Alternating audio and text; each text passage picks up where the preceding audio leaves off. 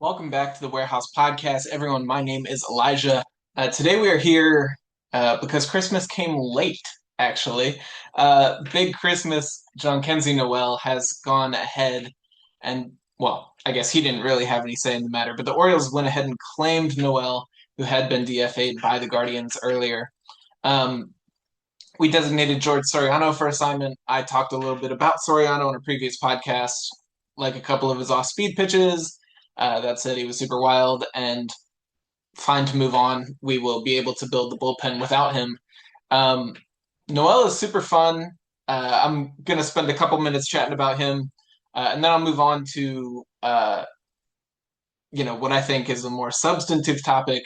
The Orioles continue to be connected in rumors to the likes of Ranger Suarez, Framber Valdez, as well as some of the, just as some of the available trade targets as well. And so I feel like it might be worth us kind of breaking down, the pluses and minuses of some of these guys. I think a lot of the online discourse has centered around Ranger Suarez. I think he's a bit more controversial. There is some declining velocity. There are red flags, and I'm going to show you, some stuff from Baseball Prospectus later. But according to BP's DRA metric, or deserved runs against, this was actually Suarez's best year, if I'm remembering correctly. So, we'll go ahead, we'll chat through some of that. Naturally, if you're with me on YouTube, the pages are not loading. um, but yeah, so we'll go ahead and we'll chat about Ranger Suarez a little bit. I think he's a compelling one to examine a little bit, and then I think that as we move forward, on podcast episodes where there isn't a whole bunch of news, we can go and examine some of these further targets. Want to give them their due diligence, so we'll give them some time, of course. Um, yeah, there we go. By DRA minus, it was his second best season after 2021, was what I was referring to, but we will get into that as well. Let's talk about Noel a little bit first. I think the thing that's really amazing about him is the dude has kind of had this cult following. He's got the cool nickname Jhonkensy Noel, or that's not his nickname, that's his real name, Eli. He's got the cool nickname Big Christmas. Obviously, has a little bit of a cult following because of that. Um, Devin, I won't give his last name, but Devin in the Orioles OTV Discord, the On the Verge Discord, earlier today said he's a one-tool guy, and the one tool is his nickname. So thank you, Devin, for that beautiful one-liner I can share here. But yeah, he does have one tool, and it is a very, very legitimate power bat. I think the one thing that sticks out in my mind is, as if anyone's with me on YouTube, I'm flipping over to a highlight from the ALCS against the Yankees in 2024, if I'm remembering correctly. Man, he took Luke Weaver so unbelievably deep to tie the game and send it to extras. I mean, he's got this super long, super. I think it's a really pretty swing. I mean, not even talking about the, you know, uh, like the efficacy of it, but just talking about aesthetically, I think it's a really pretty swing. I mean, the dude is massive. He's huge, and he has this really truly elite bat speed. We'll flip over to Baseball Savant, and he has what is pretty amusing of a Savant page here. It was not a good season for him in any way. His OPS was only 480. He did have a much better year than that, 774 back in 2024. Both of those were in, let's say, a quarter to a third of a season. So not full seasons by any means, but yeah, you can see the bat speed here is like 98th percentile. He averages swinging 78 miles an hour, which is obscene.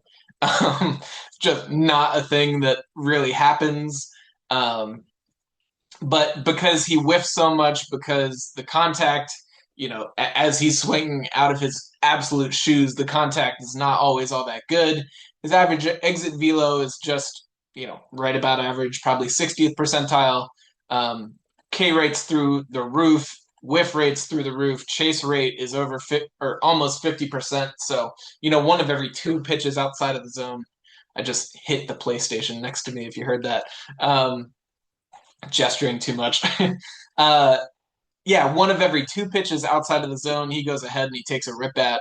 So to say this is an incomplete package is an understatement, but he is pretty fun. That said, Noel segues kind of nicely into the next segment. Um, and to be very clear, before I go too far into this, I don't want to lose track of saying I do not believe that Jhonkensy Noel will be on the Orioles in 2026. I think we're going to try to pass him through waivers. Try to ingest the fun bat speed into the system, see if we can work with him in AAA a little bit.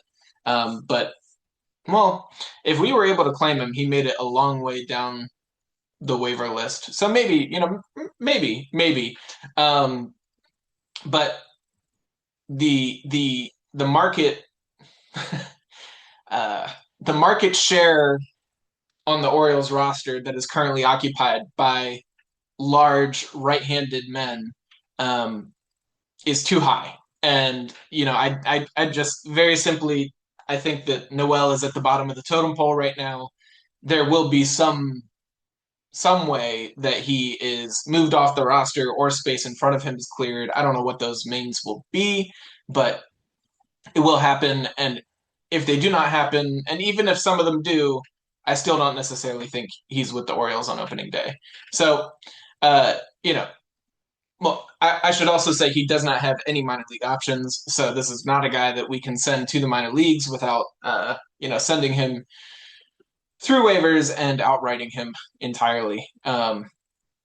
So we'll see. Let's keep moving. I think the segue here is that if we go ahead, well, we've been talking about the Orioles rotation, and I think that the last two episodes from us, Jesse and Tyler, had both kind of alluded to being under the impression that this is about what the rotation is going to look like heading into this season.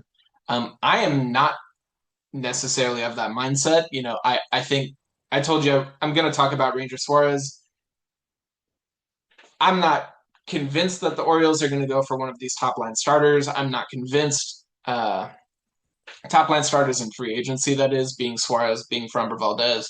And I'm not totally convinced they're going to go back to the trade market. I think we paid a really steep price, and not that it was overpaying. I mean, I will say that was, I think, the general consensus from, from what am I saying? From commentators, from pundits across, across the game. A lot of people thought that this was kind of an overpay, but we got a guy that I think we're all pretty excited about, but it does kind of make you think now. It's like, okay, do we need to shell out another 4 prospects for a Mackenzie Gore? And is that reasonable for us to do at this point in time with the state of the system? I think the system is still relatively deep. I think that it's above average, but we took away probably 4 of the top 15 prospects in the Orioles system, as well as an incoming draft pick to go ahead and collect that. So I think it's very, very reasonable to say that the Orioles, can and may be hesitant at this point in time to go ahead and go back to the trade market for the next move. So the thing that's interesting at that point is you go ahead and you look at this. I'm just staring at roster resource on Fangraphs, and you look at this, and it gives a front 9 against right-handed pitching. It gives you a couple people on the bench. And so I'll just note, Pete Alonso is in there at first base. Samuel Basayo is DHing. Ryan Mountcastle is on the bench. And then you've got Jeremiah Jackson, Tyler O'Neill, and Leody Taveras also on the bench. And the thing that is fascinating about this is Kobe Mayo is not currently projected to be on the Orioles opening day roster. I am a Kobe Mayo fan.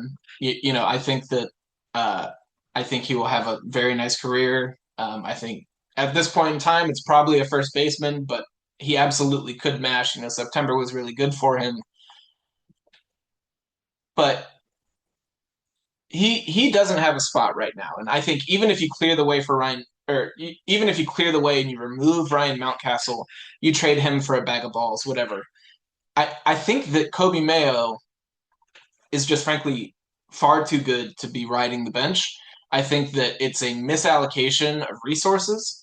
I think that the Orioles have this large scale value, this wildly valuable asset in Kobe Mayo, and not to over simplify the value of a human being and reduce it to what he gives as a player. Kobe's awesome, but um, from a baseball perspective, he is this really really valuable asset, and he's somebody that could develop in this really profound way. And you've just like occupied his position with Polar Bear Pete for the next 5 years, and that is really really, um, that's a bummer for Mayo. But I think the more important thing is that the most valuable way that he can contribute to your team is certainly not just sitting on the bench. If you are going to keep riding Adley and Basayo and having one of them DHing and such, we also have Tyler O'Neill on the bench, who is a big right-handed bat and needs DH time. Elias mentioned like having Mayo go out and play some corner outfield as well. I mean, there is no clean fit at this point in time, and so something has to give. In my mind, you certainly could go ahead and you could like I don't know, maybe there's some creative way to you know, flip Tyler O'Neill, and then like Kobe Mayo is the right-handed hitting right fielder. If buy down a bunch of O'Neill's salary, something like that. If you want to do that, maybe you could do that. I think the simpler thing to do is say this starting rotation.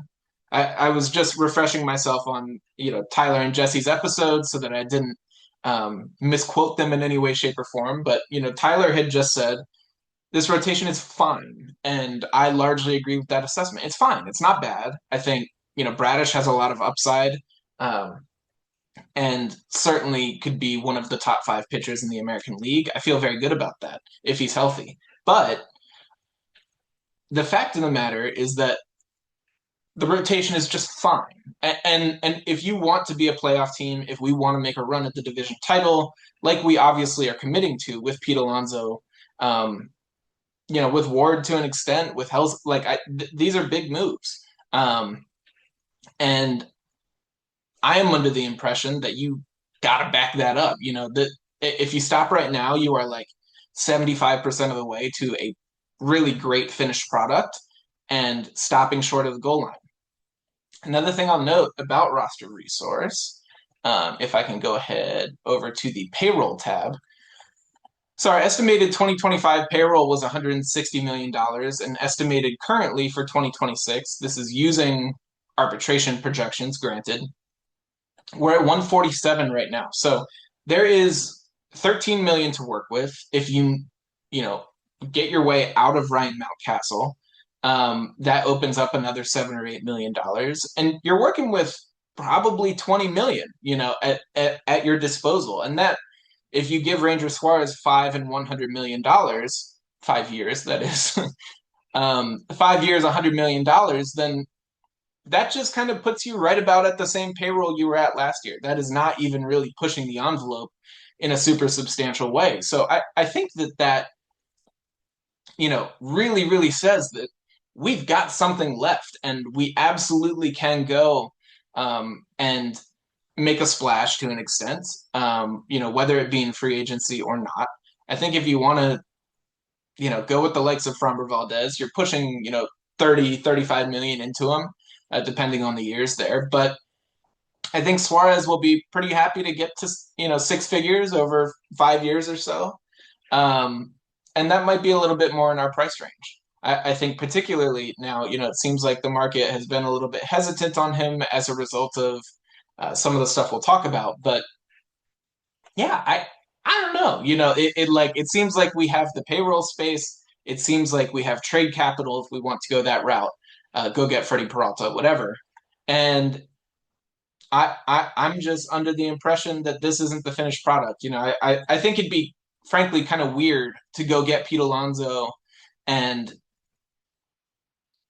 go through this investment just to stop $13 million short of last year's payroll. That doesn't quite make sense to me. So, I'm cautiously optimistic. I'm under the impression that we'll go ahead and uh, do something. Do something. Um, okay, but let's talk about Ranger. The reason he's coming up, there was another report from The Athletic yet today. Even after the additions of right-hander Shane Baz and Zach Eflin, one team official said the team's rotation was not necessarily complete, describing it as only, quote, adequate. Yeah, I guess Tyler used the word fine, and I quoted him. And I should say this is from Rosenthal and Will Salmon over at The Athletic. But they do say the Orioles remain in pursuit of another starter, either in free agency or trade. They then proceed to say they could and also could do this and blah, blah, blah. So, they don't explicitly say, like, they're linked to this, linked to this, linked to this, but they are active in some way, shape, or form. And that has gotten back to these guys to the point that they want to go ahead and publish it. That at least feels good to me. I am not, I guess I'm slightly of the perspective that with all the smoke there has been, Tyler quoted another Will Salmon article, even in which they were discussing the Zach Eflin signing. And in that article, Salmon went ahead and said the Orioles are expected to continue pursuing starting pitching. This is another, another one a week or so later from earlier today on the 5th, confirming the same again. So, I think where there's smoke, there's fire. I think the Orioles are certainly looking to make some more moves. What materializes will be interesting, but let's talk Ranger Suarez because he is a possible option. I always kind of start with stuff. I guess I'll go Savant first. The Savant page is very red. There are a couple distinct blue marks. I think the first one is fastball velo. The second one is whiff rates. So the fastball velo, he's a shade over 90 miles an hour, was last year in 2025, that is. Whiff rate's down at 22%. That's like 24th percentile. I don't know why I said fifth. 24th percentile. So, pretty well below average. But I think the thing that is really telling here, expected ERA and expected batting average are great. Expected exit velo is up in the 95th percentile. Barrel rates 89th percentile. Hard hit rate 98th percentile. He keeps the ball on the ground, 48% ground ball rate. Just absolutely does not give up hard contact. This is this is when we signed Tomoyuki Sugano, this is who we all convinced ourselves that we were signing. Tomo was fine and he was what he was, but Ranger Suarez has been doing this in the bigs for a while. He will not outclass you with stuff. He like I said, it's just like 90 some miles an hour. The sinker is at 90.1, the four seam at 91.3. Changeup is really, really effective. He's got a cutter, slider, and curveball, according to Savant. I kind of reject that. I'll show you on Baseball Prospectus, but it's more a cutter, slider, and sweeper. There are more three distinct ones, and the slider, if you're with me on YouTube, you can see it kind of nestles in here, is tighter and a little bit harder. The sweeper is a larger, obviously, larger, more sweepy guy. But yeah, the stuff is fine. It's a kind of middling arm angle, but he kills vert really, really well. The sinker and changeup in particular, sinker averages only 5 inches of IVB, the changeup only 3. Yeah, it's a deception arsenal above all else, and locations are great. I will show you on Fangraphs real quick. Yeah, by Stuff Plus, the Location Plus metric has him at a 113, and Pitching Plus overall has him at a 107, despite the actual stuff being only a 96. That is all to say, slightly below average stuff, well above average location. And the result of all of that is his location, his overall pitching package. Again, by this this metric pitching plus that combines the stuff with the locations, has him as the 15th best starter in Major League Baseball of guys who threw 150 innings. So, and I should say that's funny enough, right ahead of Shane Baz. Dylan Cease is right there, Jose Soriano, Drew Rasmussen, and then fellow free agent Framber Valdez at 11. But this pretty well reflects the best pitchers in the game. Jacob deGrom is number one, Tarek Skubal is number two, Christopher Sanchez, Paul Skeens, Max Fried, Jesus Luzardo, Garrett Crochet are the top seven. So this is a good metric. If you're good at this, you're probably a good pitcher. And Suarez does this all in a really interesting way. Again, he's not going to outclass you with stuff, but it is effective. I think a couple like red flags that I did want to point out. Well, we could see, I guess, if I start with this, if you look at kind of the expected results on each pitch over the course of the year, he had the month of July where, frankly, everything was awful. Sinker, cutter, four seam, and slider were getting absolutely demolished. I think the thing that is pretty interesting with that is very simply, if you look at average pitch velocities, that was about the lowest he had throughout the course of the year on many of these pitches. It did rebound a bit by the end of the year, but at the end of the year, his fastballs were each about a half mile an hour slower than they were at the beginning. That is a red flag. I guess I should say even, full mile an hour slower than they were at the beginning of the year. That is a bit of a red flag. He has struggled with some back issues. This is a pretty well-known thing with Suarez. He still managed to throw 150 innings, and so I don't want to say it's, absolutely crippling him, but we saw with Zach Eflin how really impactful, these back injuries can be. I guess taking a step back even further, the likes of Trevor Rogers, we saw how that impacted his velocity, his ability to be effective. So these back injuries are problematic, and I think one of the biggest, things here in the way that I view all of this is the Orioles are the ones reviewing his medicals. If they're confident in how this has been mitigated, then I would feel more comfortable. But if you're opting into a contract with this guy, then that is more risky, certainly. It's interesting. So, but the other thing that I want to, well, I guess the point with this is, in July, he sees the velocity ticking down. The sinker did not even get to 90 miles an hour in that month. It was sitting 89.5. The four-seamer was just about 1 mile an hour faster at 90.7. So that pretty slow. And the results really spiked on both of those pitches that month. A 418 ex-Woba was what it was on the sinker, which is his primary pitch. So once that thing drops below 90 miles an hour, you do start to get concerned. But, this clearly isn't a guy who operates with stuff. I just showed you stuff plus overall is only a 96. His sinker, his primary pitch, they call it an even 100, which is just perfectly average sinker. And so I think, like, to me, I then say, well, there's more to this guy than that, because the frontline results were very, very good. He threw 157 innings. Man, I'm on Baseball Prospectus, which only shows me smarter metrics at that first glance.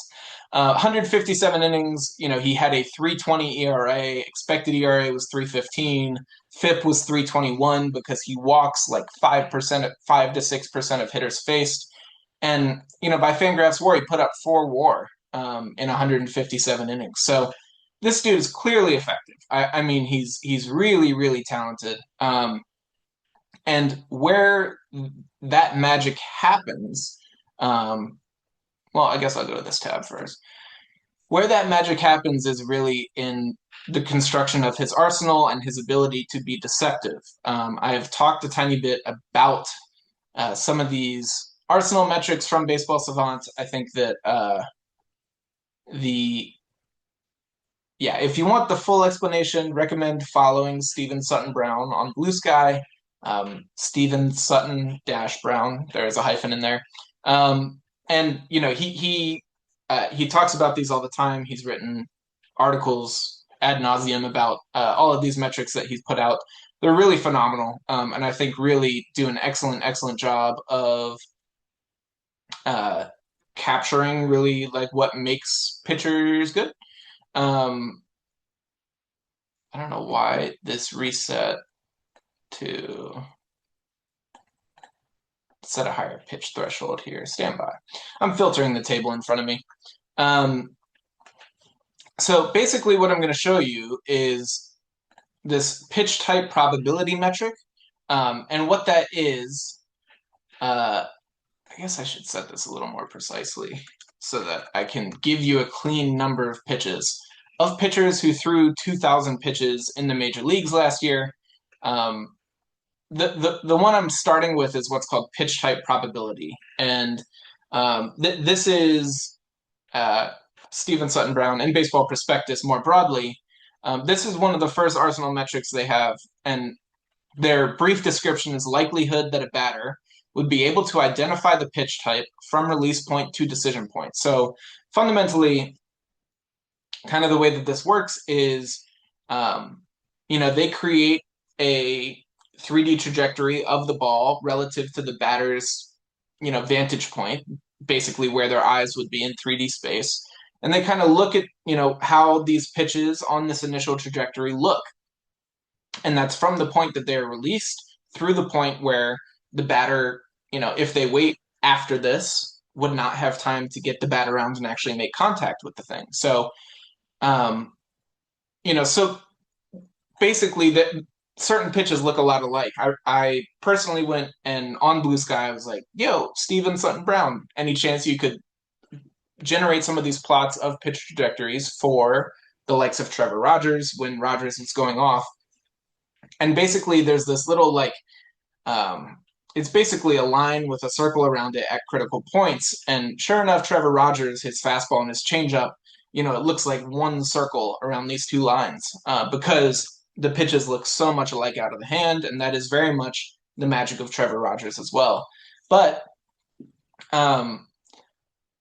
what that does is that clouds the hitter's ability to discern which pitch is which coming out of the hand, and obviously makes it harder to hit the ball, which clearly with Ranger Suarez, I just showed you all of those metrics on his hard hit rates, barrel rates, average exit velo, all, 90 to 98th percentile. So he's clearly good at this. He is surprising. This pitch type probability, again, likelihood that the batter can identify the pitch before the decision point. So Suarez was 9th in baseball of pitchers who threw 2,000 pitches last year. Excuse me. Yeah, 9th in baseball. And you look around and you see there is Sandy Alcantara who led this. There is Garrett Crochet up there. Michael Lorenzen's kind of funny. He's I guess just predominantly a fastball changeup guy, so all those look pretty similar out of the hand. But then Logan Gilbert, Sonny Gray, there is Zach Littell, Bailey Ober, Merrill Kelly, who just signed a solid deal. But I guess a lot of, besides the likes of Gilbert and Crochet, these are guys who are not going to completely outstuff you.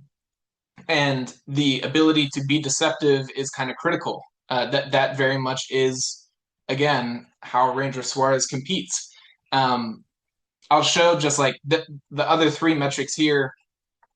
The surprise factor, how unexpected a pitch's movement is given which pitches it most appears like and their movements. So whereas pitch type probability is just kind of for every pitch when you throw it, it is giving a percent chance that the batter can successfully identify that. Suarez is just over 50%, so almost half the time they're going to guess wrong is basically what that's saying, and that's across all pitches. Surprise factor is a tiny bit different. It basically pairs each pitch up with every other within an arsenal, goes ahead and compares the most similar pairs. Sounded weird in my head before it came out. Compares the most similar pairings, and then looks at like with a given pair, say it's his fastball and his changeup, how surprising is it when one happens relative to the other? And according to that, Suarez is 7% better than league average. If you look higher up on this list, only Alcantara and Michael Lorenzen have better marks. I'm sorry, and Garrett Crochet. The movement spread is kind of the same deal, except it's not so much the surprising aspect, and it's more just like how far away can you get in movement space from the other ones, I'm sorry, from the pitches that you appear like. So, when you see that sinker or the four-seam fastball, and then you see a changeup, how far away do those end up? He's 25% better than league average in this respect. Again, other folks on the list do have higher ratings, but only two people on the list have that, and that's Logan Gilbert and Sonny Gray. We know Sonny Gray has the huge sweeper, Gilbert with the really large splitter, hoppy fastball, big curveball. So, those are two guys who are known for creating a really wide range of movement. Suarez is right up there with them. He's got this sweeper, he's got this curveball, he's got the changeup, he works to both sides. And then the velocity spread is the other thing here. He does not throw hard. It's been documented well. Excuse me one sec. Coughing a little bit. Yeah, he does not throw hard. It's been documented well. But what he does do is he makes two pitches that look the same. Once again, well, this is very much like movement spread, except instead of how much separation can you get in movement, it's how much can you get in velocity while still making the pitches look the same. And so while he does not, make, I guess he does not throw fast pitches, his, velocity spread still is pretty wide. He is able to slow you down and speed you up as a result of disguising these pitches within the tunnels of each other. And so you see he's got a 135 here, which is pretty elite. Only Logan Gilbert on this list has a higher velocity spread rating. And Logan Gilbert's a guy who can touch 99 miles an hour, throws a 80-mile-an-hour curveball, this demon splitter as well that just butterflies. So this is all to say, the arsenal is really where Ranger Suarez makes his magic, and it's really, really where, I almost gain confidence from this because he goes ahead and loses a tick of velocity that means something, of course. And I just told you his worst results this season were when his velocity was the lowest. I will say that his arm angle was kind of moving at the time.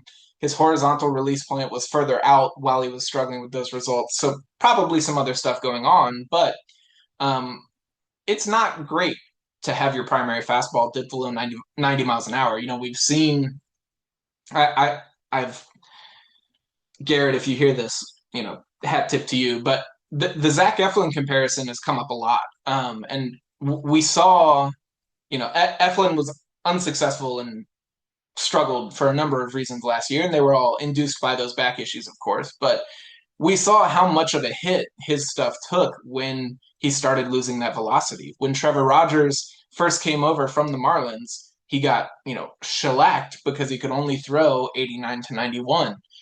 That is where Ranger Suarez is living now. Before even the decline that we're going to get because he is already, 32 years old? Man, where is my? I'm sorry, he's only 30 years old. He's younger than me. Okay, he's only 30 years old, but he has back problems and I don't. So do with that what you will.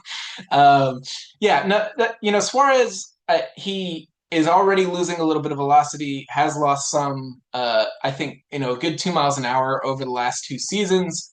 That certainly means something, and it is a red flag.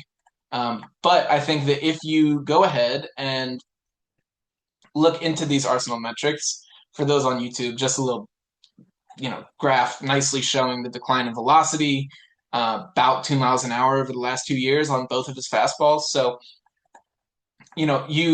but if you go ahead and you look at these Arsenal metrics, you can see that this is the guy who probably accepts that decline most gracefully, I think is the best way to say it. He does have the tools and an arsenal that is really, really well constructed to go ahead and prevent hard contact, even in the event that he does struggle to maintain velocity. I think that he is better set up than maybe anyone in baseball to accept this kind of hit, to accept that kind of decline, so to speak. And I think that if sign Framber Valdez, Valdez is like slightly older. Um, I should try to pull him up here while I talk. I will let it go.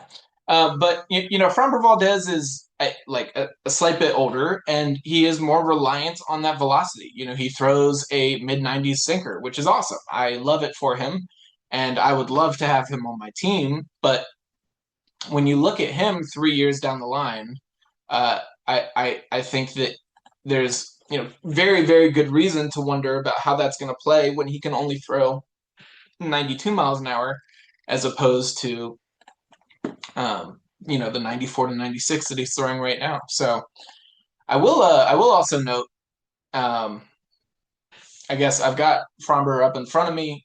The pitch type probability for him, Suarez was about 52. The surprise factor is actually below league average for Valdez. He mostly operates on this really, really great sinker and this really big curveball, but those two probably do not look all too much alike.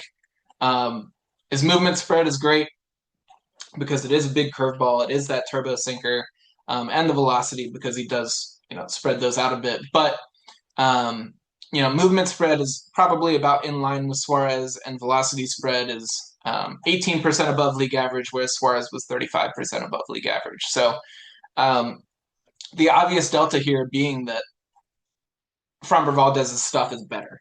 Valdez has significantly above average stuff.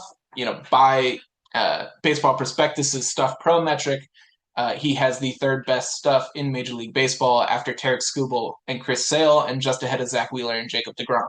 So, needless to say, Framber is probably the premium piece, but if you are going to fall back to the likes of Ranger Suarez, I don't think that's necessarily a bad thing. Do I want to sign him for 8 years? No, I think that's that's crazy, and I don't think that the market is going to allow that to happen either. Reports have been that he and Valdez are both holding out for 6 years. I don't think that that's necessarily realistic. But if you can get these guys for 4 or 5 years, I think you're going to feel good about that contract. You're going to get a surplus for probably 3 of them, and then you might take a small hit on the back end. But we'll see how it goes. I thought Suarez deserved that little bit of a rundown there. He once again, by DRA minus, which is Baseball Prospectus's deserved run average, and it's normalized to 100, just like the WRC plus and ERA minus and all this stuff. I will say minus all the minus versus plus. WRC plus is 100, where anything above 100 is better. DRA minus is 100, but anything below 100 is better. And really the only reason they do that is just because in ERA, the lower, the better. With ERA, the lower, the better. With, batting average, OBP, OPS, slugging, whatever, higher the better. So that's really the primary difference between the two. But so when you see this DRA minus of 77, that was a really, really good season. If you look by their WAR calculation, this was he's coming off of his best season. He put up 4 WAR last year for the Philadelphia Phillies. So, maybe sometime I'll go into more about what DRA itself is and what their WARP calculation is. Well, WARP is working off of DRA and the number of innings he threw, but I'll do that on another podcast. But all you got to know for now, he put up on a rate basis just about the best season he's ever put up, only 2% worse than his age 25 season to 2021 season, and he did it over way more innings. So by WARP, this was his best season ever. And a 4 WAR pitcher, if you get 4 WAR next year, 3.5, 3, 2.5, 2, he's going to end out a 5-year contract as a just league average player. A 2 WAR starter at the back of your rotation is good. It might hurt a little bit at $25 million, but it's the cost of doing business. And Gunnar Henderson will have left for the Dodgers by that time and will have signed a $800 million contract. So the competitive window will have closed, and the Orioles can just try to nurse, nurse the loss of the magical core that we have right now, as we just sit with that contract. And hopefully, at the end of that contract, you'll be looking back and you'll say, man, when we had Gunnar, when we had blah, blah, blah, we won a World Series. And that is the goal for me. And that's why I'm okay with Ranger Suarez. I'm okay to eat a little bit on the back end if it raises the chances in this next year or two. That's all I got. As always, if you could be so kind, well, you already have been so kind. If you're here with me now, you have listened to me ramble for like a half hour at this point. I'm throwing numbers and letters at you that might make no sense, trying to bring them down to my level and yours. There are people much smarter than us working and developing all of this stuff, but we do appreciate your time always. Thank you for being with us. If you could be so kind, though, be sure to subscribe to the show, follow the show, give this video or this podcast a thumbs up, give it a like, give it a heart, leave a comment, chat with us.